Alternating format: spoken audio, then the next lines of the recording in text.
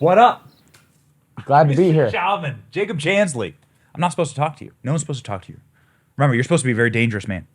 Yeah, It's very scary. Can't believe everything the media says. I was really excited when you said yes to an interview because there, I believe, is no more lied about man in the private sector than you. There's a lot of lies about people in the public sector, but people they've created an entire mythos about you. You're your own Marvel villain in this extended universe. Or Marvel hero to some. Exactly. And, you know, it's been great getting to know you and booking this. You seem like a really sweet guy. And we've just been out in the wilderness learning shamanism. And I'm like, this guy's awesome, actually. Thanks, How could you man. make this person a villain? But they've done their best. And so maybe you could like begin by explaining what this last year has been like for you. And, you know, sort of like where you are now. Like since I got released or Yeah. leading up to it or Yeah. Okay.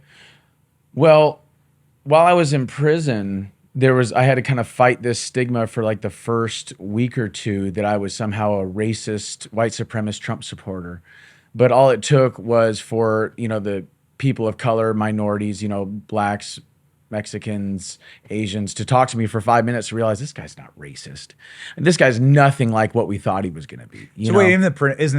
Yeah, in the prison. The prisoners were like, no, they're lying. Yeah, they're Media's like, lying. there's no way. You know, I actually kind of developed the reputation for being a square because I wouldn't break any rules. You know, I'm not gonna drink any of the hooch you made. No, I don't want any spice. No, I don't want any wax. No, I'm not going to, you know, get any tattoos. You know, I'm trying to go home. I don't want any, you know, trouble. And I was also very like spiritual. So I was trying to help some of these prisoners, some of these inmates to see the fallacies in some of their thinking. You know, I also taught a metaphysics class while I was in prison. So I was teaching them like the ways of, you know, metaphysics, how it relates to shamanism and stuff like that, like in a class, you know, classroom setting. So I was also all the while telling them everything that Tucker Carlson's footage was showing people, and nobody believed me that the police were, you know, that I offered to help, you know, that I was trying to help people to, you know, help the cops to stop people from vandalizing or stealing or, you know, whatever, and help them clear the building and stuff. And they didn't believe me. And then when they saw the footage on Tucker Carlson, the whole yard was just like, oh my God, you know, people, even guards came up to me and they're like, so you're like innocent. No way. And I was like, The prison guards. yeah. Because, I mean, it's not like they voted for Biden. Yeah. You know what I mean? Right. So, and then, I mean, they knew I was going to come to the yard before I did, the inmates and the guards. So they were kind of anticipating my arrival. And you know, it's funny because I haven't disappointed. I'm nothing like they thought I was going to be. And so it's always intriguing. They want to get my input on things. So we found out, Tucker Carlson said on Friday, you know, we're going to be airing footage on January 6th on Monday. And so the guys in the prison told me, hey, this is what they're going to be doing. I was like, okay, well, let's check it out. You know, so I was sitting there watching on the white TV, and Tucker Carlson starts talking about me and this footage. And then all of the TVs, black, white, Mexican, Asian, all of them switched over to Tucker, and they're all watching. And they're just like looking over at me like, you've got to be kidding. Like, you know, he told us. You know what I mean? So the cognitive dissonance for them, you know what I mean? It was real. And then after that, like I said, yeah, inmates, guards were coming up to me. So like, you're really not supposed to be here. So you can watch Tucker in prison. I watched him occasionally. Yeah. What really kind of upset I me. guess what I'm asking is there's a TV where you can freely Yeah. change the channel. Yeah. And people can watch based on what they wish to watch. Right. Okay. Yeah. And so sometimes like they'd be watching Tucker, and then halfway through Tucker, they'd switch it over to ABC World News. And I'm just like, how can you go from watching Tucker to watching Mockingbird crap, where they're, you know, all this stuff that he's talking about on Tucker is like the antithesis of it is on ABC World News. Yes. They're telling you to take the vaccine, for God's sake, you know? So after a while, I just stopped caring. But that episode of Tucker, everybody was like, oh, you know, we're going to check it out. So after that, well, I had already had my release date. I got my release date in February, right? So when Tucker aired that footage 3 weeks later and everybody saw it and they were like, oh my gosh, and then I'm about to get released 3 weeks later, right? And I couldn't help but think of that biblical verse that I pulled up when I was first in my cell. I am yours, you are mine. I have redeemed you and called you by name, O Jacob. So like a lot of people believe that I was redeemed or vindicated in the court of public opinion by that footage. So God has a sense of humor, man, and God's plan is better than anything we can plan out ourselves. So 3 weeks before I'm released, there's enough of time of me being in prison for people to be still outraged about the fact that I'm in there. But then it was just enough time before my release to kind of build some sort of a narrative of vindication when I did get released, so that I didn't have a bunch of people hating on me, but more so curious to hear what I had to say. People finally saw through the lies with Tucker Carlson's footage release. And I think that we had always assumed that this was the case. But what it seemed like to us in our show, in our audience, is that they selected you. And they looked at the bison horns, and they looked at the face paint, and they looked at the tattoos, and they said, we're going to make this guy who looks a little out there, the poster boy. Yeah, poster boy, yep. For the crazies who stormed the Capitol, because we got to make someone we got to get someone who doesn't look like Meemaw, who's waving her 25-cent flag from Walgreens. We got to get somebody who looks a little scary and who looks nuts. Forgive me. No, it's quite all right. Again, we just had an amazing shaman experience out in the desert, and I'm down. I'm down, bro. But when Tucker Carlson played the footage of you getting escorted past all these armed guards, all these guys with guns, all these people with shields, everyone who's supposed to stop you, right, because you're so dangerous, down to the well of the Senate, and then you saying a prayer and being peaceful and helping the cops and like thanking the cops, it just collapsed every lie that everyone had assumed was already being told about you. Mm-hmm. Perhaps and I know there's more to that moment than we could see even on Tucker's footage. Can you sort of break that down, right? So when people were watching that in the prison yard, what's the other side? What was untold by Tucker, right, about that experience? Well, the guys on the yard, of course. I had already told them, but they wanted me to tell them again that, like, I told you, I volunteered to help the police. That's why they were escorting me around. Because I came up to them, I said, hey, there's people down there in the Senate. And if you want, I can go down there and help you guys, like make sure nobody steals anything, nobody vandalizes any property. I could even help you clear the building, clear the chamber if you want. And they're like, yeah, okay, please, come on. Can I stop you? Sure. So how did you engage with police? So were there two cops like standing there in the Capitol and you just had this conversation with them? Well, yeah, they were the ones that were standing there on like in that picture where I'm screaming freedom, and then the cop is like looking back like that. Yeah, it was him and like another dude, another cop. So you just offered to help? Yeah. I mean, dude, like ultimately I was there in DC as a shamanic practitioner because all of those millions of people on the ley lines, do you know what ley lines are? The electromagnetic ley lines that like pyramids and obelisks and temples and stuff are built on. You ever heard about that? I know that DC is sort of a very messianically laid out city. Right. Well, the reason why is because the obelisks, the White House, the Capitol, the Lincoln Memorial, the Jefferson Memorial, they're all built on electromagnetic ley lines. So we have an electromagnetic field that goes around our planet, right? So that electromagnetic field that goes around our planet goes all the way down to the core of the planet. Right. So where it is that the lines, those electromagnetic lines cross on the surface, on the crust of the planet, that's where the pyramids and the obelisks and the ancient temples and stuff like that are built because they're absorbing that electromagnetic energy. And that's why they used to do like rituals and stuff there, like, worship and stuff there. In particular, a lot of these temples were like harmonic chambers for sound because sound affects the quantum realm. Sound affects the electromagnetic activity on the ley lines. And so all of the thoughts, all of the emotions, all of the rituals, all the ceremonies are getting plugged into these electromagnetic ley lines that are on the earth and around the earth. And then that ends up creating for different timelines that we can branch to based on when these rituals are done. You see, so like if you're doing it on a full moon, the electromagnetic activity of the whole planet is heightened on full moons. That's why the emergency rooms fill up. That's where we get this idea of lunatic and stuff like that, because it's affecting our thoughts and our emotions. So like full moons, new moons, star alignments, planetary alignments, solar cycles, all of that stuff all plays a role with these electromagnetic ley lines. And when these rituals or these ceremonies are done on these ley lines, you see, so think about it like this, and this is where it gets kind of like, whoa.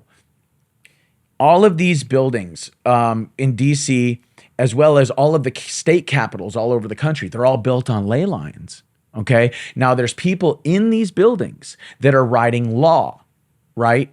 And what is law? Law is words or code, right? Now, what are those laws doing? They're telling us what we can buy, what we can sell, what is legal, what is illegal. Therefore, it's affecting our thoughts, it's affecting our emotions, and therefore affecting our behavior. Right? So through the code that is being written in these buildings on electromagnetic ley lines, they're affecting our electromagnetic field, our electromagnetic thoughts, our emotions. All of these things are built into the very fabric of reality itself. They're affecting our thoughts and our emotions and therefore our behavior through this code.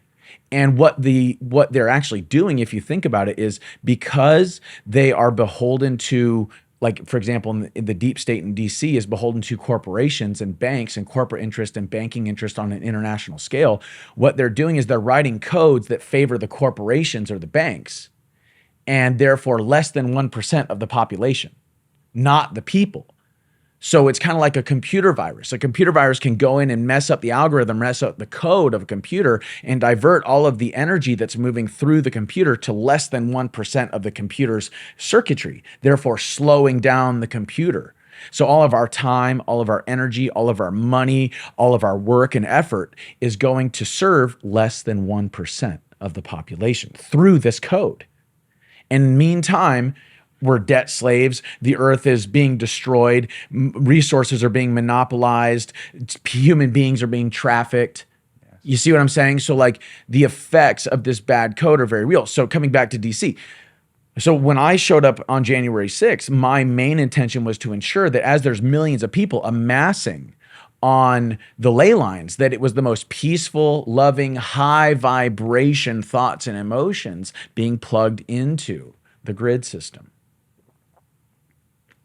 So inside the Capitol, that was the main thing I was trying to do, regardless of what the media might have said or the government's narrative. My main intention was to ensure peace, ensure stability, or ensure like love and harmony inside of that sacred place, because it is a sacred place. See, this is what I'm talking about. You're a sweetheart. Oh, 100%, dude. Like, you're a sweetheart. You wouldn't harm the hair on a... Dude, you wouldn't pluck a feather off a, I'm not exactly sure where those feathers came from, but like you wouldn't, like, you seem like a peaceful, harmonized, natural, nature-centered, spiritual kind person. You would never harm another person. No, never. Dude, I catch and release flies in my house. I don't even kill them. I catch them and I put them outside. I catch and release spiders. If I see a bee drowning in a pool, I pick it out. You know what I mean? Yeah. Part of being a shamanic practitioner is having reverence and respect for all forms of life. It's the whole Gandhi thing, ahimsa. It's an ancient Hindu rule of do no harm. I'm trying to figure out why in lots of footage of you on January 6th, there's not a single piece of footage, and there's dozens of hours from different angles, of you doing anything violent. Because I wasn't violent. Yet the DOJ says that you had to be forcibly removed from the Senate in their filing after Tucker Carlson released footage of you being a peaceful, kind, cooperative with police orders individual after being escorted into the Senate. Well, so, I think what it is that it's because for them, when the police came in, like, in their riot shields and all that stuff, that was when I was like, all right, guys, come on, let's go. And I started using my bullhorn. God bless the men and women in blue. You guys were on your side. God bless you. Thank you for all you do and all that stuff. Trying to keep things, calm. And dude, there's other people in the Senate that are saying, God bless you. Thank you guys. We appreciate you, to the cops. That's right. You know what I mean? So But this is what's interesting, and this is why I think it's really essential that we kind of discuss this, is that the Mockingbird media has divided, and I say Mockingbird media because of Operation Mockingbird when the CIA infiltrated the media outlets. So they're not mainstream media. They're Mockingbird media. One of them says something, then the other one says something, and then they start using the same narrative and they go back and forth, and oftentimes they'll reference each other in their own articles. The New York Times said, MSNBC said, so they're Mockingbirds, right? So one side of the Mockingbird media, you have Fox News, Newsmax, and their narrative is January 6th was a mostly peaceful protest that, it was nonviolent, blah, blah, blah, blah, blah. And then and that's true. And then on the other side, there's the CNN, MSNBC. Oh, it was an insurrection. It's a day of violence. It was the worst day since 9/11. Give me a break. And yeah, there was violence on the outside of the building. But inside, no. So what both sides are doing is they're mixing truth and lies. And that's where you get information, which is truth, disinformation, which is lies. And when you move and bring them together, you get misinformation. And anybody that controls the misinformation narrative controls the minds of the people. So now you have people that watch Fox and Newsmax, and you have people that watch CNN and MSNBC butting heads. They're constantly, the Mockingbird media is dividing the country based on propaganda and what people choose to believe. So was there violence on that day? Yes. Is that terrible? Yes. Was it an insurrection? No. You want to see an insurrection? Look what happened in Afghanistan. That's an insurrection, okay? It was a riot, but if you think about this, there were literally over 1 million people in Washington, D.C. on January 6th. And so far, only 1,200 or so people have been arrested. Very, very slim, even less than that, of those people were violent and charged with violent crimes, right? So literally less than 0.01% of the people that were in Washington, D.C. on that day have been arrested for violent crimes. But the Mockingbird media is trying to paint it as it was a violent insurrection. Anybody that was there in D.C. on January 6th is an insurrectionist, blah, blah, blah, blah. So there was violence on the outside of the building. There was very little to no violence on the inside. The only people that were harmed on the inside, as far as I know, was like Ashley Babbitt and like one other woman. I forgot her name. But that's it. On the outside, yes, lots of police were harmed. And I'm of the belief where I don't care if you're Antifa or BLM or a Trump supporter or whatever. If you're harming police officers, if you're damaging property, you should be prosecuted. But I also don't believe that it's right that the FBI is taking people off of terrorism cases, off of rape, child molestation, drug cartel cases and stuff like that, and then taking them off those cases and placing them on misdemeanor cases for January 6th. Did you see any FBI agents or federal agents in the crowd? No, I did not. But that's the point. They're not going to wear FBI hats. Sure. Well, I guess what I'm saying is, did you suppose or assume that there was federal infiltration on January 6th? Not at the time. Yeah. In all honesty, I had no idea what was going to happen. And if I could go back and stop it from happening, damn right I would. Of course. I tried to stop things before they got crazy. Yeah. I was telling people, leave the cops alone. Like the people that are at the barricades that are kind of shaking the barricades and yelling at the cops. I was like, dude, leave them alone. We're law enforcement's friend. Like, what are you doing? Yeah. You know what I mean? And then what I think, this is just my opinion, what I think really did it, like when I look back on it, is when the cops threw like tear gas bombs and concussion grenades into the crowd. And that's when all hell broke loose. Yeah. Yeah. You went into the Capitol and you offered to help the police officers. Then what happened? Well, after we were out of the building, people came up to me and they had their phones. They're like, dude, you went viral. You're all over Twitter. So like by the time I got out of the building, I was already all over the world. But when you were inside the Capitol, you weren't violent at all. No. What did they charge you with? Quite the antithesis of it, actually. Well, I was charged with rioting, obstruction of an official proceeding, parading on Capitol grounds, trespassing, and all that other stuff. What I pled guilty to was the strongest of all the charges, which was the obstruction of an official proceeding. So 6 months earlier, May 2020, there was an official proceeding at the White House that was obstructed when leftist rioters burned down buildings at the White House, burned down St. John's Church, attempted to kill Donald Trump, harmed 400 different officers or Secret Service agents, and all those charges were dropped. Yeah. Well, you know what's interesting is I've heard that from whistleblower FBI agents, you know, that have talked on the undercurrent, the independent media, that when they were trying to investigate BLM and Antifa as an organization, as a terrorist organization, they were told from the higher ups that they were not allowed to. Doesn't surprise me. That they are basically exempt from investigation. I mean, so you need foot soldiers, right, in your political movement, and I believe that the FBI is clearly, and the deep state is clearly aligned with a leftist progressivism, neo-Marxism, and you have to have the change agents in the street in order to facilitate that. It's strange. I mean, how powerful are these people that Mark Milley, who walked out after they cleared in front of the White House, I mean, they just tried to kill the president. I mean, that's a real insurrection. By definition, insurrection is attempting to kill a president, a leader, attempting to hurt or harm, doing it in a violent manner. So they insurrected at the White House because they were trying to kill Donald Trump. I mean, they say it on camera. And they damn near succeeded. They took the president to a bunker, right? And Mark Milley had to, he apologized for like coming out against that. Yeah. He apologized. Yeah. You were in the military. I was. Yeah. How long? 2 years. And why did you sign up? Because I wanted to serve God and country.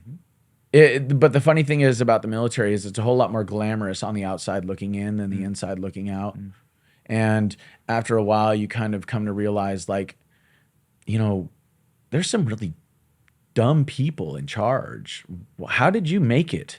You know, like, and then the thing is, but here's on the other side, there's actually some really good people in the military, some awesome people, awesome leadership, you know, really awesome people.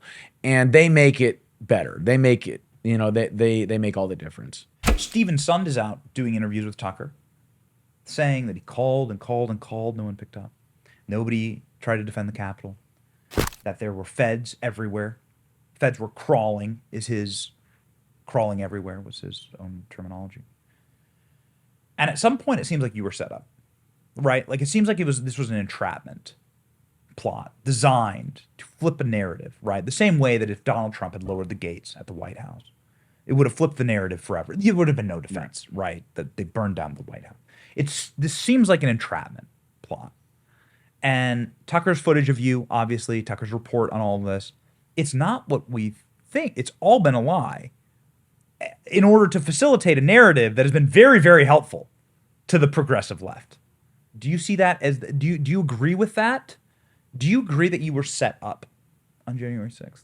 Well, the thing is, nobody can make me do anything. That was my choice to go into that building. But the funny thing is God took their little plan and turned it on itself. You know what I mean? And because the thing is that it was like, where's Waldo?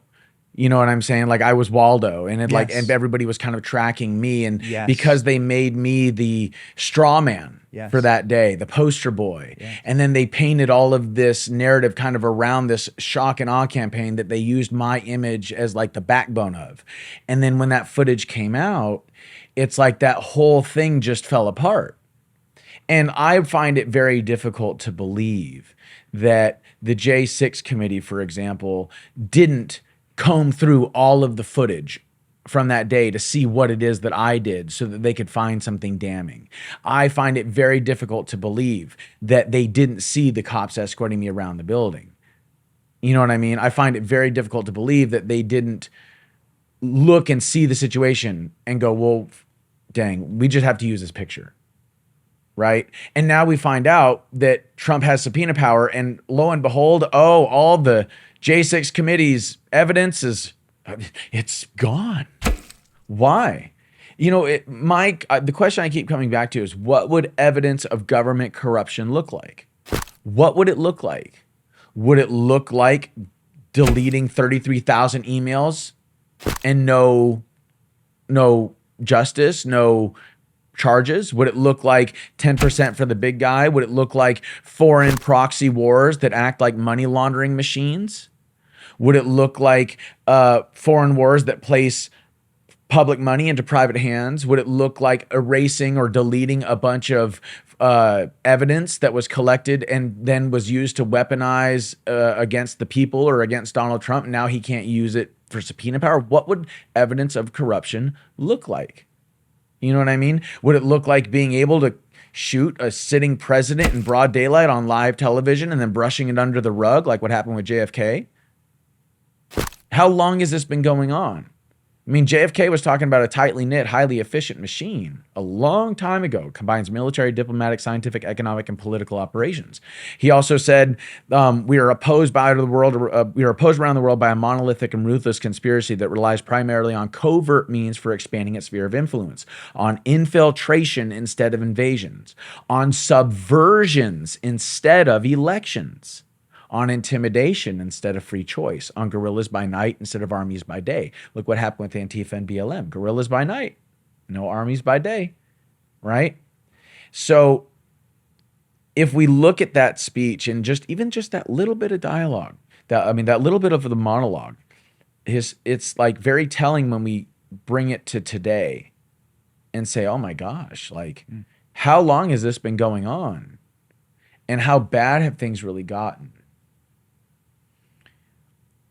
I would never say that, of course, somebody pushed you into the cat, right? Like nobody forced your hand there, but they can lower gates. Do you know what I mean? Well, they didn't lower the gates. Like if there was 20,000 National Guard troops in front of the Capitol, you weren't getting into the Capitol, right? They could have prevented you from entering the Capitol and any human being from entering the Capitol. That is obviously within their power. I lived in Washington, D.C. for 15 years.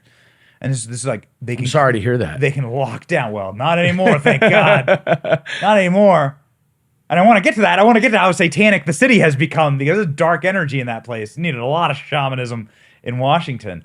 I suppose all I'm trying to say here is not necessarily that you are a victim of somebody like taking you and forcing you into something, but that you are a victim of the circumstances that allowed for the Capitol to be breached and opened up and not secured.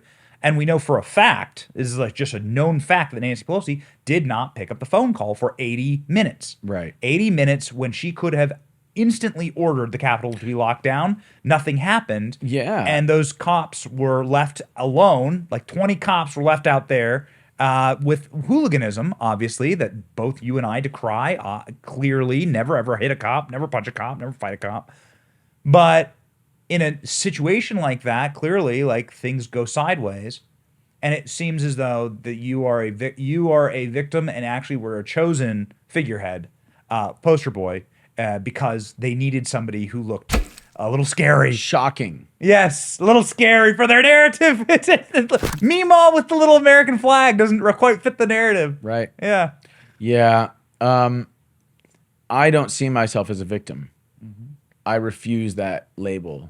I see myself as a victor because what happened to me didn't destroy me. It just made me a stronger spirit. It just made me a stronger human being. I believe that time is the currency of the universe. Your attention is your currency. And what you choose to do with your attention and what you choose to do with your time. So you can either invest it, you can either spend it, or you can waste it. So I chose to invest my time into self-development. I chose to invest it in becoming a better, stronger human being, a better, stronger man, invest it into making the world a better place, no matter where it was that I was at. Circumstances don't make the man. They simply reveal him to himself. Pictius. And Seneca said, it is not what you endure, but how you endure it that matters. And so for me, I'm not a victim. You're only a victim if you choose to be a victim. I am a victor. That I'm a winner, not a loser. You know what I'm saying? And no matter what the circumstances are, I'm going to win, baby. Because that's who I am. You know what I mean? Kamala Harris said that this is like 9/11. and Pearl Harbor, September 11th, January. You know 6th. what's funny about that though, is that they completely ignore the Weather Underground bombing the Capitol, which that was their side. Oh, and by the way, Bill Ayers, yeah, he got appointed. Not only did he get a pardon from Obama, but he got appointed to something like the Department of Education or something in the Obama White House. That's right. Also, there was I think it was in the 50s or the 60s, there was a bunch of Puerto Ricans that stormed the Capitol and shot Congress members. But these things don't get mentioned. These, to me, are terrible things. You know what I'm saying? Like, where's the history? Yeah. You know what I'm saying? And like literally, like 3,000 people died on 9/11. Okay. And literally hundreds of thousands of people were affected, families, all that stuff. And like literally hundreds, if not thousands of people have died of like cancer and stuff because of all the soot and all the crap from the buildings and stuff like that, asbestos and stuff that went into the air, you know? So what these people do, this is psychological warfare 101. They combined trigger words with trigger images, okay? And they use these trigger words and these trigger images together to craft a narrative that will create an emotional response in the subconscious portion of the brain, right? And if you can linguistics,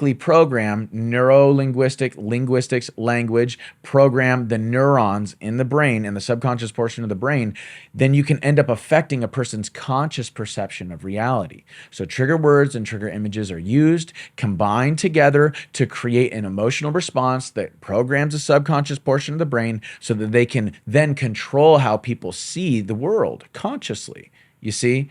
So insurrection, violence, deadly, white supremacy, 9/11, terrorism. These are all trigger words. And if all they're doing is showing people in these chaotic fits of emotion on January 6th outside the building, or if they're showing an image of a dude in horns and face paint inside the building, and then they're combining all these trigger words with these trigger images, then the narrative can be crafted, especially when they throw in like the QAnon label, because the media literally was in like a year-long campaign of QAnon is this, white supremacist, terrorist, conspiracy theorist, all these things. So QAnon is a fiction created by the media. And then they label all these other things below it. You see what I'm saying? So I actually wanted to tell you something though. You were saying about how like DC's swamp is very low vibe, like the satanic influence is very real. So on December 12th, I went to the second MAGA Million March, December 12th, 2020. That's right. And I did a shamanic chant all the way from behind the Capitol building, walking all the way down to the Lincoln Memorial. I had my drum, I was banging on my drum, and I was screaming freedom and screaming freedom the whole way. It was like a good hour of my walking from A to B, screaming freedom, banging my drum. And dude, it was echoing everywhere. It was just so loud. Everywhere. That was such a good vibe, that march. I was there. That was amazing. Yeah, well, and that's what I thought we were going to have with January 6th. Yeah. You know what I mean? Yeah. So anyway, I did it with the intention of clearing the ley lines, with the intention of clearing all that low frequency energy, breaking it up, because that's what the drumming and the singing and shamanism is about. It's about chasing off evil spirits. It's about breaking up evil vibes. It's about raising the frequency on the ley lines, right? That's why the Native Americans have medicine wheels on ley lines. That's why they do their healing on the ley lines. Anyway, so I did that. And then like a day or so later, I ended up like leaving DC. And similar to what I was saying out there with the smoke going up to God and how long it takes to get to God to answer the prayers and all that stuff, right? It took about 4 days from the day that I did that to I was all the way back in Phoenix. And by the time I had gotten back in Phoenix, I looked on my phone and the largest snowstorm in DC and Maryland's history and New York had hit the East Coast. Literally feet of snow. You summoned the storm. Well, and this is what I was trying to tell you about creating storms and cleansing ecosystems. It's about using the elements to cleanse negative energy and bring like a wash of positive energy to like wash it all away. kind of energy do you feel when you go to DC? Well, the same kind of energy I felt when I was in Hollywood. Very low vibe. You can cut it with a knife. Very low frequency, like ugh. You know, it's sticky. It's like grimy, almost like tar or like slime. Like it reminds me of Ghostbusters 2 with the all that negative sludge that's everywhere. You know what I mean? That's kind of what it's like. And it's very real. If we had our third eyes open, if our pineal gland was open, we'd be able to see it. Demonic. Yes. Well, and that's what's really interesting about all of these Capitol buildings, about Washington, D.C., and even in places like the London Palace and the Vatican. Okay. If we look at these areas and the electromagnetic ley lines that they're built on, and we look at each of these buildings like they have a satanic pentagram on them, right? And the satanic pentagram is sucking energy in to it. Then you imagine all of these capitals all over the country, in DC, in the Vatican, in the London Palace, et cetera, all of these areas are sucking energy in. They're not bringing the vibe up. They're bringing everything down. The code is feeding, the bad code is feeding into like this unholy force and making it stronger on the planet. And meanwhile, we've got ecocide, the destruction of whole ecosystems. We've got mass extinctions, the whole species going extinct. We've got genocide, whole groups, whole nations of people being massacred. We've got famine everywhere. We've got war. We've got disease. We've got predation, exploitation, human and child trafficking. These are the effects of the bad code. Because think about it, if the FBI was doing their job, would we have human and child trafficking rings? Would we have massive amounts of fentanyl coming over the border? They could shut it down tomorrow. If they decide, they could flip a switch. Yes, they could flip the switch. So the government could end human and child trafficking. They could end things like fentanyl trafficking if they wanted to. If they wanted to. Why don't they? If Nancy Pelosi was sitting here in this chair, what would you tell her? Retire. Please retire. But personally, about January 6th, what would you tell her? Based on all the available evidence that we know now. You know, based on your experience. I'll say this much. A wise man holds his tongue, knowing silence speaks for him. I have nothing to say to that woman, except one word. Retire. You still support Donald Trump? Yeah. I mean, there was a hesitation there. Well, I mean, the thing is, dude, is that like,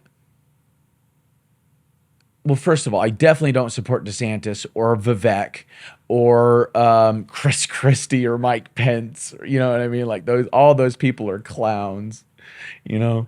And I, God love him. I support what some of the things that RFK has said about the vaccines, but he also was one of these climate change ban assault weapons types. You know what I'm saying? So Trump is the only one that I've seen that is actually, if I were president, he did a lot of the things that I would do. You know what I mean? And that far outweighs some of the things with him that I don't agree with. You know, he made some appointments that I don't agree with. He made a couple of moves that I just, you know, he said a couple of things where I'm like, man, come on. Like if you just didn't do that, you'd have more supporters. But I get it. He's himself. That's what I love about him, is that he's not some showing people some face. He's genuine. He's not the Mike Pences or the Mitt Romneys or the Ron DeSantises of the world. But at the same time, I don't think anybody running for president is saying what needs to be said at all. Nobody's explaining how we got here.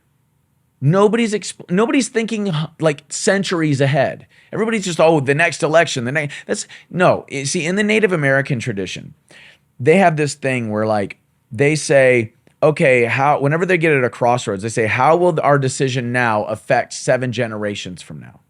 How will what we do here and now affect our children's children's children's children's children's children's children? How will that happen? What will happen? And we're not doing that. We're not thinking centuries ahead. If we did, we wouldn't be creating anthropogenic chemicals that bioaccumulate in the ecosystem and kill the microbiological life of the soil and the water, making it ecosystems completely unlivable, making farmland totally toxic so we can't, grow food. Things like East Palestine, Ohio would have been taken care of a long time ago if we were thinking about the seventh generation. Yes. You know what I'm saying? The fluoride in the water would have been taken care of a long time ago if we'd be thinking about the seventh generation. Glyphosate and GMOs would have been taken care of a long time ago if we were thinking about the seventh generation. But, or let alone stratospheric aerosol injections or chemtrails. All of these things, vaccines, all of this stuff, the way that it's affecting our birth rate and our reproductive organs, like where are we gonna be 7 generations from now? And none of these people running for president are talking about that. Another thing, God love him. I love Trump. The fact that he declassified these 3 patents I'm about to disclose to you is phenomenal. 0-point energy engine, it extracts energy from the vacuum of space. A room temperature superconductor that allows the 0-point energy engine to function without overheating, thusly giving us free infinite energy, okay? Without a need for coal, oil, nuclear, whatever. This one engine takes care of everything, okay? And then lastly, the last patent is what's called a TR-3B. It's a triangular shaped craft that uses what's called inertia propulsion or anti-gravity to fly through the sky. And we're talking from LA to New York, snap of a finger. Okay, that's the speed that we're talking because there's no G-force. Okay, he declassified these 3 patents. You can look it up. Salvador Payas is the person that applied for the patents, and these patents were declassified. We've had them for decades. Okay, so Donald Trump declassifies them, but he's not talking about it. Why is he not talking about it? Like, this changes everything. And this could actually get the environmentalists on his side. And also, none of the candidates are talking about Tesla tower technology. Tesla came up with an infinite free, clean, wireless energy device over 100 years ago.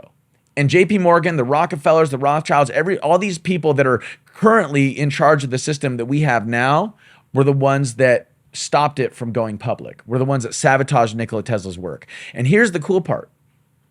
If we start using Tesla tower technology, we will create a decentralized energy grid. What are the globalists trying to do? Centralize our energy grid, okay?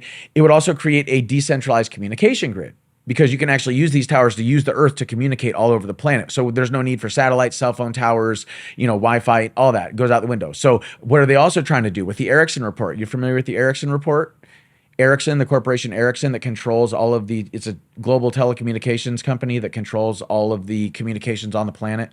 Okay. They've centralized our communication grid. So Tesla tower technology gives us a decentralized communication grid. In warfare, the number one thing you want to do is corrupt communication lines, or at least co-opt them so that you can know what everybody's saying, what your enemy is doing, where the supplies are going, where the troops are moving, all that stuff. And you never want your enemy to know that their communication line is compromised.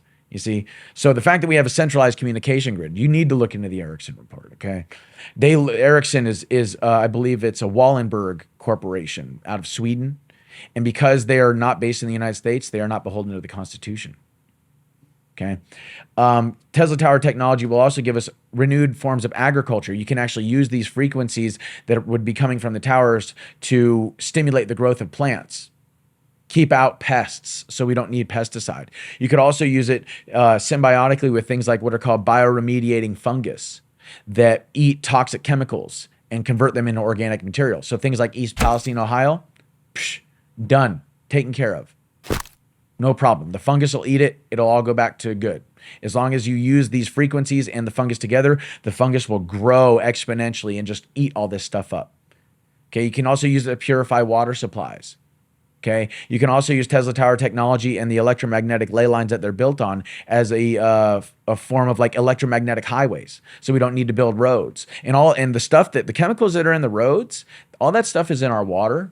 A lot of it's in our food. A lot of it's in our air. And in some cases, even in most people's bloodstreams. As I talk to you, I am amazed that you're not a leftist because so much of what you're saying is environmentalist and is spiritual in nature, is in harmonious with the earth. And I'm amazed that Democrats don't see you as an ally. Instead, they see you as an enemy. I'm interested about how did you get to where you are politically, because you harmonize all of these, your worldview with politics that I assume to be far more freedom leaning, conservative leaning, Republican leaning. Maybe I'm wrong. Where do you fit politically on a landscape? Well, I consider myself like a constitutionalist or a libertarian. Yeah. I think the Republicans are thoroughly corrupt at this point, just like the Democrats. If you look into the Franklin cover-up and Lawrence King and the way that children were being trafficked to Nebraska and forced into satanic rituals and abused and molested, and Lawrence King was a Republican. Okay, I mean the Iran Contras, that stuff happened in during Reagan's administration, right?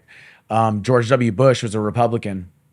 Okay, H.W. a Republican. Yeah. Okay, Nixon a Republican. But I mean Barney Frank is a Democrat. And you heard about the Barney Frank scandal where he was trafficking children, or his lover was trafficking children out of an apartment in New York. Then there's also, I mean, look at Clinton and Epstein, Obama, look at all the drone strikes with Obama. I mean, the man got a Nobel Peace Prize and he's killed more people with a drone than any president in history. So for me, I'm about objective reality. What is the objective reality? The objective reality is Republicans and Democrats are both corrupt. And whenever they lose an election, either one, they all scream and cry and whine, election fraud, election rigging, we didn't lose, it was stolen. So that means, guess what? Our elections have been corrupt for a long, long time. Okay? It's a selection process, not an election process. Now, when it comes to this idea of the environment, the reason why I have the stance that I do is because these environmentalist groups have been co-opted by the very globalist corporations that are destroying the environment.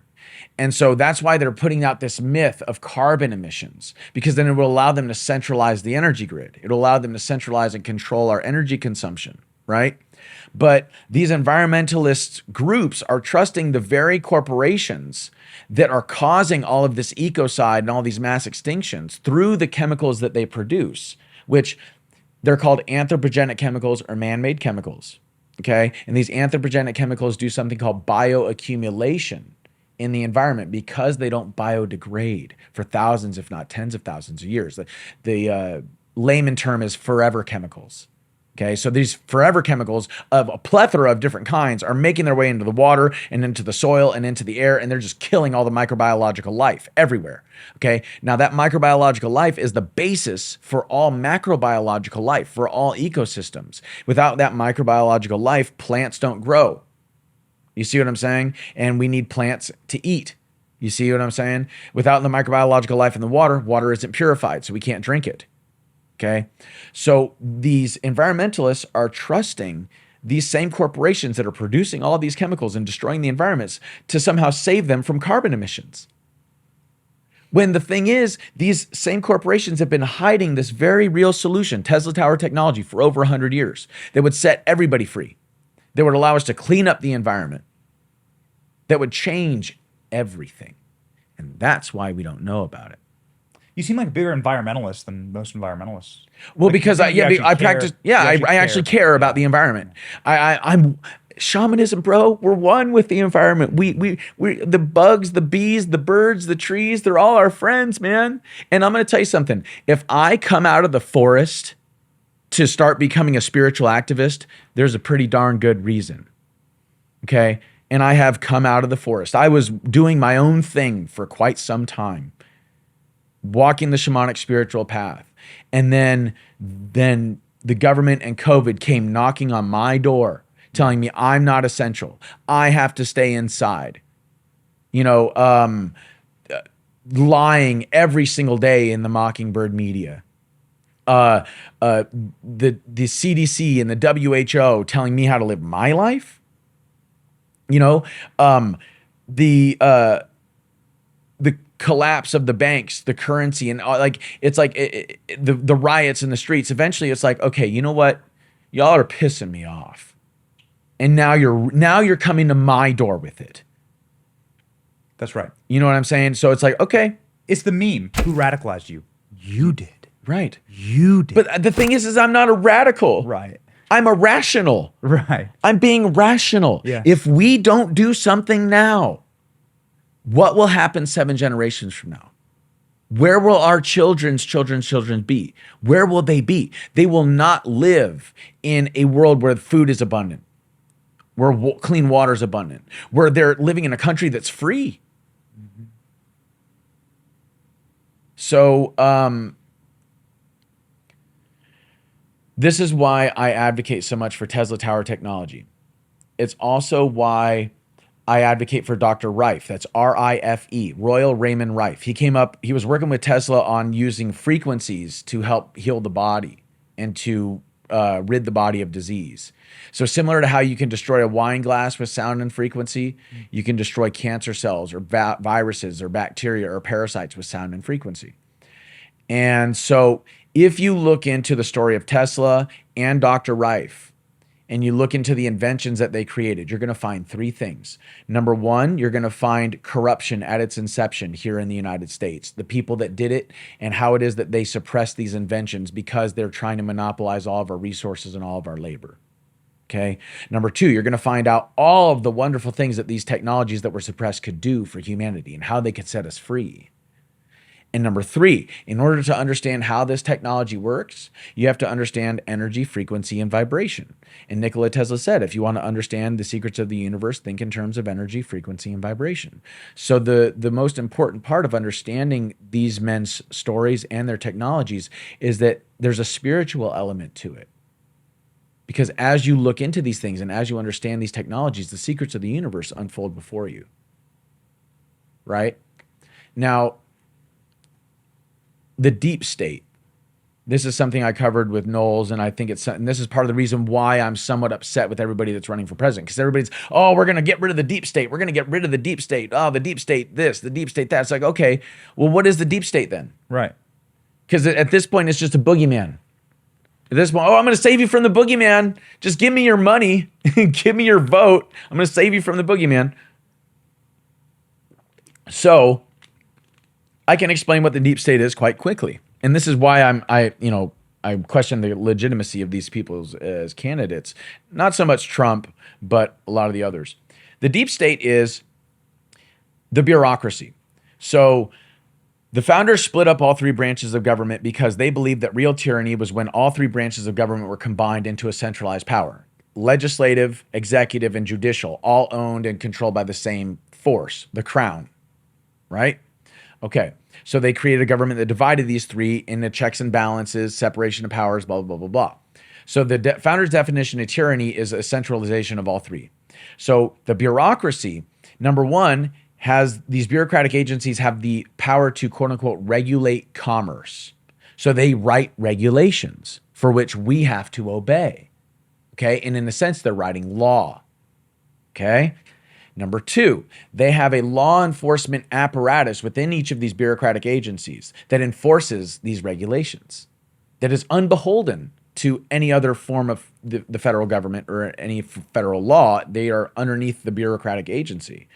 And number 3, they have administrative courts that are completely outside of the federal system and entirely enforcing and adjudicating the regulations that the bureaucracy is pushing. Okay, that's tyranny. Because you have all 3 forms of government, all 3 branches of government consolidated into a centralized power, a bureaucratic power. Now, here's the other thing. If these corporations are working in tandem with the regulatory agencies that are supposed to be regulating the corporations, then the corporations are actually the ones writing the regulations. Yes. Okay? So that means that the corporations are the ones controlling the government. And what the corporations are doing is they're using the government's monopoly on the initiation of force to reinforce their own monopolies over our resources and our labor to get rid of competition. That's not capitalism, that's fascism. Because fascism is the blending between corporate interest and government enforcement. Okay? So that being said, the deep state is these corporations and the big banks working and colluding with bureaucratic agencies to enforce this oligarchic fascism that we're dealing with right now. Okay? Now, if you think about it, if these corporations and the politicians that are working with them or the bureaucrats that are working with them are breaking the Constitution in doing this, then in a sense, they're breaking the law, right?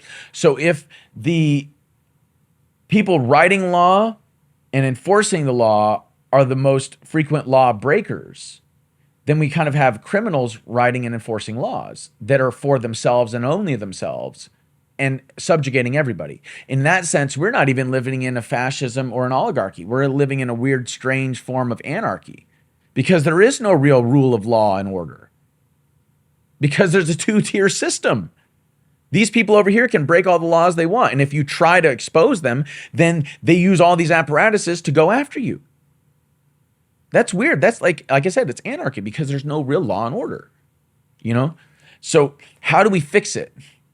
How we fix it is you have the legislative branch. They use something called statutory construction, the way that they construct the statute, the way that they write the law. You could either say the government must or should, or the must or has to do something, or they should or can do something. Those two the differentiation there is very essential to understand because have to and must means that it's very restrictive of the government. Can and should is very open-ended. So when they write this thing when they write a statute in a certain way, they can leave it open-ended for the bureaucracy to come in and do whatever they want. You see? So the legislative branch created each of these bureaucratic agencies and is funding them through the power of the purse. You see? So if we learned anything from Donald Trump's first administration, it's that getting one of our guys in the White House for 4 years isn't enough. It's a fourth of the problem. What we need people that have brass balls like Trump in the Congress, people that understand the problem in the Congress and have the courage enough to say, no, we are going to consolidate these bureaucratic agencies. We're not going to have 500, which we do. We have over 500 bureaucratic agencies in the Fed. We're not going to be beholden to the banks. We're not going to be beholden to the corporations. We're going to be beholden to the people. And we're going to move these funds. We're going to consolidate these agencies into a more tightly knit and highly efficient agency that isn't going to do the bidding of these corporations, but is going to be doing the bidding of the people. And if you don't go along with that, we're going to take your funding. We're going to dismantle this bureaucracy. Now, one of the other things that's really important to understand is that the courts also are kind of important as well, because the courts can basically, through like case law and stuff like that, they can influence how this stuff goes. You see? And this is the final point I'll make about the deep state.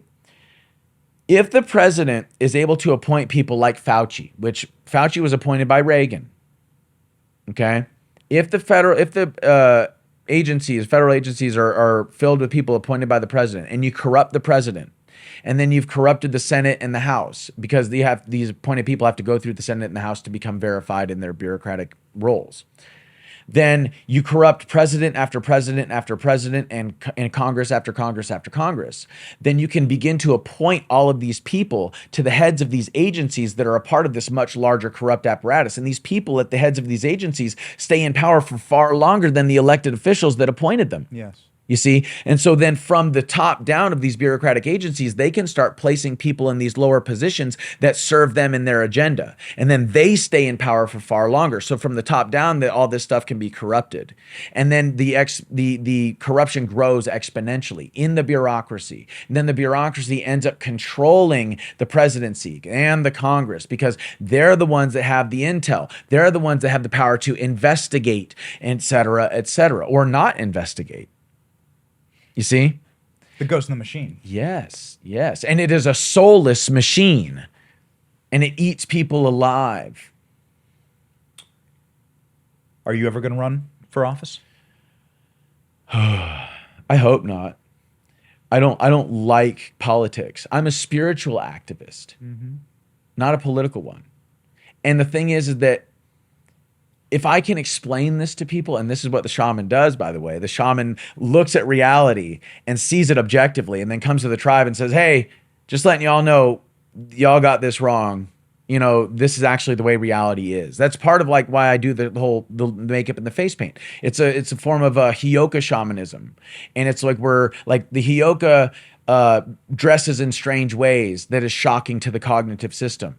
If somebody says hello to the Hyoka, they say goodbye.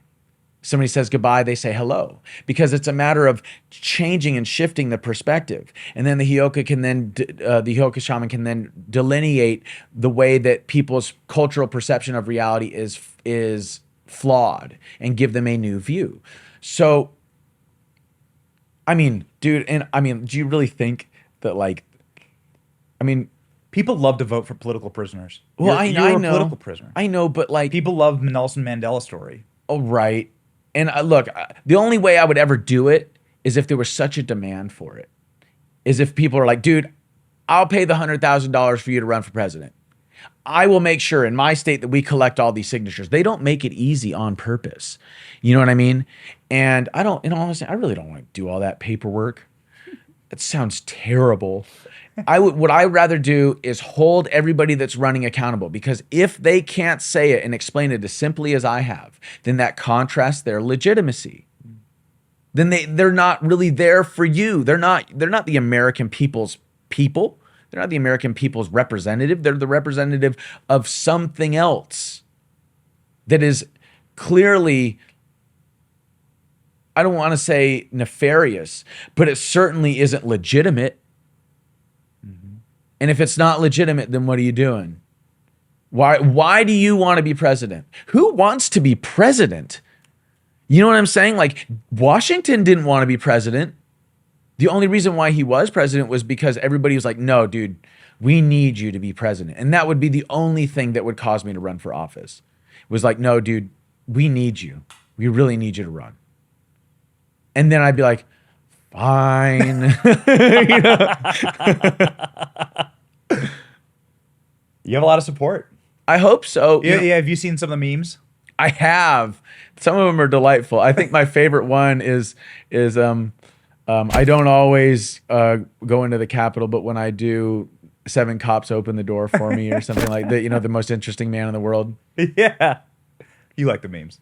Oh, yeah. Some of them are hilarious. Some people made some hilarious memes after what Alex Jones did on his show, like where they put like me in like a wizard garb and like a big old beard, and somebody photoshopped me onto Conan the Barbarian and stuff. Oh, it's hilarious stuff. I try to have a sense of humor about it.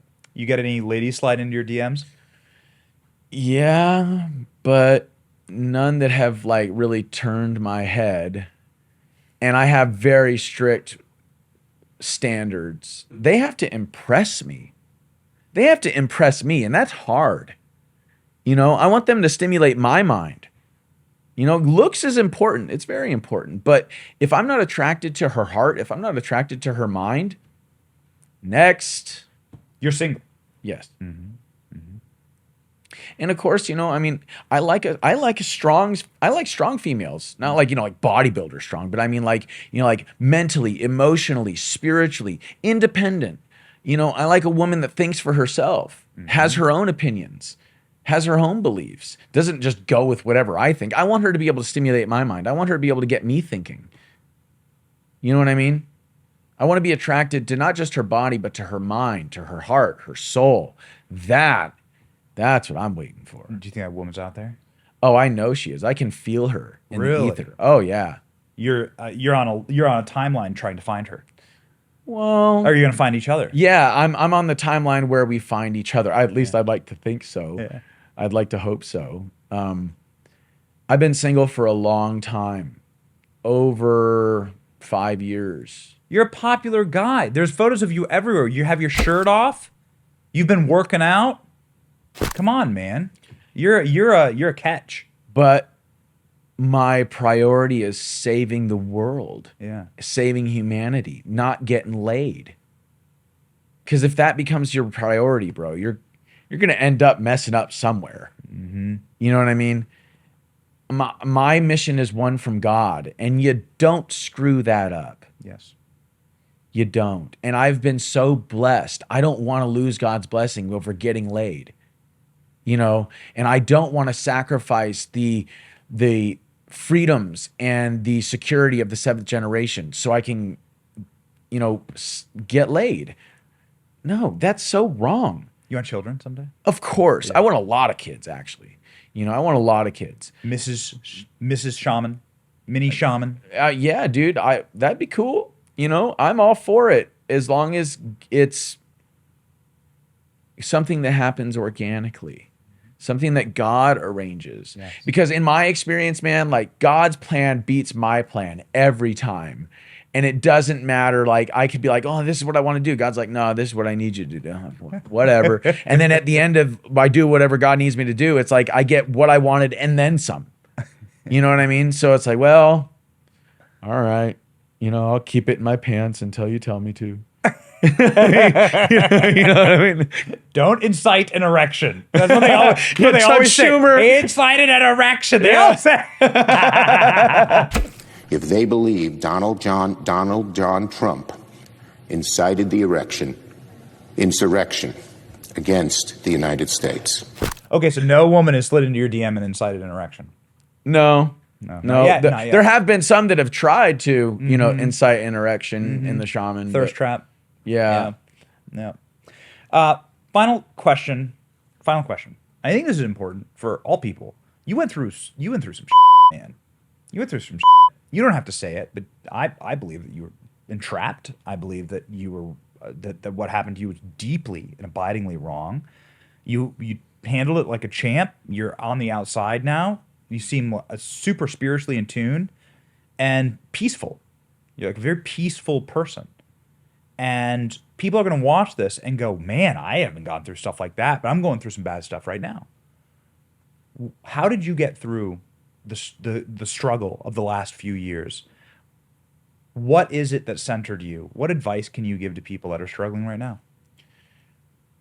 You can't have a testimony without going through a test.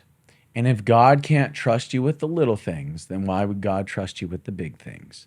So every little test that you go through is a test to move you towards something bigger and better. The real trick is that a lot of people fail those little tests.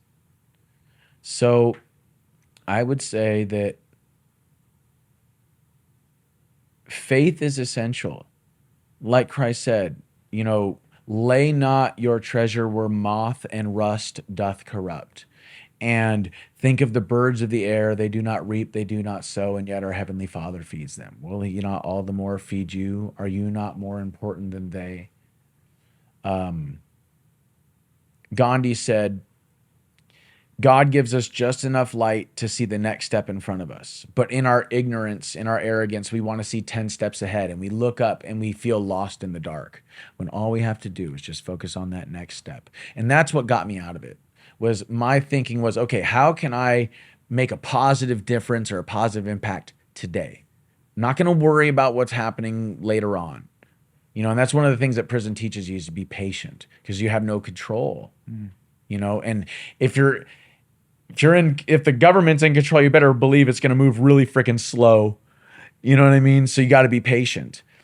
So focus on the next step. Just don't worry about tomorrow. Tomorrow will worry for itself. Focus on this next step. And the best part is that it's right there in front of you. You can do something with now. You can't do something with tomorrow. You can't do something with yesterday. You can do something with now. So my thinking is create as many positive impacts that you can. Hold the door for people. Give food to a homeless person. Compliment somebody's shirt. I love your shirt. Thanks. Yeah. It's it's my main. It's iconic, man. It's iconic. It's my main. Yeah. So I'm glad we went through the tattoos. Yeah, because me too. I love it. So yeah, a lot of people invest their time online making their like video game avatar, the ultimate avatar, in like World of Warcraft or Assassin's Creed or something. They devote hundreds and hundreds and hundreds of hours into this, thousands of hours. And it's like, dude, why don't you work on this avatar? Why don't you work on this character? Turn yourself into something legendary, bro. You can do it. You can freaking do it. It's going to take work, but guess what, bro? Nothing that's worth anything in life is going to be easy. And, you know, I love this. There's a meme of Christ, and he says, I never said it was going to be easy. I just said it was going to be worth it. So go through it, bro. No test without a testimony. Keep the faith and believe in yourself. Because never underestimate your power to change the world. That right there. The globalists, these less than 1%ers, the bureaucracy, they want everybody to feel insignificant and small. They want everybody to believe, oh, it doesn't matter what I do. Well, you vote with your money every day. Look at what happened to Bud Light. Look at what happened to Target. Okay? Why is it that people are still voting for Monsanto with their money? Why are they still buying all these Monsanto subsidiaries? They're literally poisoning your kids. They're literally destroying ecosystems, making them unlivable for several generations. Why are you still voting for them? That's why I eat organic, bro. Because not only do these pesticides cause cancer, not only do they end up making you stupid, and when they do, they make you stupid, okay? But they also are having all these negative effects on the entire world. So you're voting for that. Vote with your money every day. Vote with your attention. Your attention is your currency. Where are you devoting your attention? To Twitter? Are you devoting your attention to Facebook? Are you devoting your attention to CNN or Fox News? That's why they want everybody to watch. That's your attention, because that's where they make their money. They're mining your attention. They're mining your data. You see what I'm saying? Oh yeah. They're getting money because you're on their platform or watching their platform. And then while your attention is devoted on their platform, they're advertising and getting you to buy a bunch of crap. You know, working jobs we hate so we can buy crap we don't need. Fight Club. I was going to say the S word, but yes, I love that movie. Tyler Durden. Tyler Durden. Yeah. You know, we're the middle children of history, man. No purpose or place. No great war, no great depression. Our great war is a spiritual war. Our great depression is our lives. We've all been raised on television to believe that one day we'll be millionaires and movie gods and rock stars, but we won't. And we're slowly learning that fact. And we're very, very pissed off. All singing, all dancing crap of the world. Yeah, but see, there's things about that I really don't like, because I don't think that we're the all singing, all dancing crap of the world. I don't like that. That's a very like nihilistic, anarchistic view. We can do a whole nother podcast on the Tyler Durden political progeny. Yeah, that has been it's created. Well, and you know, we have Whether that's good or not. Well, yeah, but like, we've been boxed in by corporations. We've been turned into consumers of trash. To quote Terrence McKenna, you know, we have to get our hands out of the social architects and engineers that want to turn us into a half-baked moron consuming all this trash that's being manufactured out of the bones of a dying world. And that's what's going on, is we're converting nature. We're taking the beauty of nature and all this, the God's creation, and we're converting it into something else that we throw away when we're done with it. And then it pollutes the environment. You know what I mean? We're turning a beautiful tree into a back scratcher and then throwing it away a week later. It was doing just fine on its own. You know what I mean? Rub your back against a wall, or maybe go up to a tree and rub your back against a tree. There's your back scratcher. You don't have to cut it down and turn it into something. You know what I mean? So because I view the root of all evil as investing one's heart and mind in the illusion of separation, I am therefore trying to create a spiritual evolution in humanity, where we recognize the fact, the reality that we're all unified, that we're all one. And what we do to another, we do to ourselves. What we do to nature, we do to ourselves. And it not just to ourselves, but to the seventh generation. So we have a choice. I've seen the future, and we have a choice between two timelines. One timeline is where we allow these globalists to take control of all the resources and all the labor of our lives and the lives of our children. And what ends up happening is we're living in a world where we are largely synthetic humans based on cloning and geoengineering. based on like AI, artificial intelligence, like a hive mind type system. Like we're all like Borg cyborgs. We're fusing with computers and biology based on, like I said, genetic engineering and cloning. And we consume all the resources. The pollution just grows exponentially, and it destroys the world. And we're, a couple million people at the most are living on a radioactive rock. And we don't really have a seventh generation. We go extinct. That's one timeline. The other timeline is that we spiritually ascend. And we become we realize that we are these organic divine beings. We spiritually ascend into these higher frequencies of thought and emotion, higher frequencies of God, like God consciousness, where we're all one with our creator. We're all one with nature. We have a symbiotic relationship with nature. Our civilization, as our civilization thrives, so too does nature. We turn Earth into a beautiful green garden paradise. There is no war. There is no famine. There is no chaos. There is no disease. None of that stuff.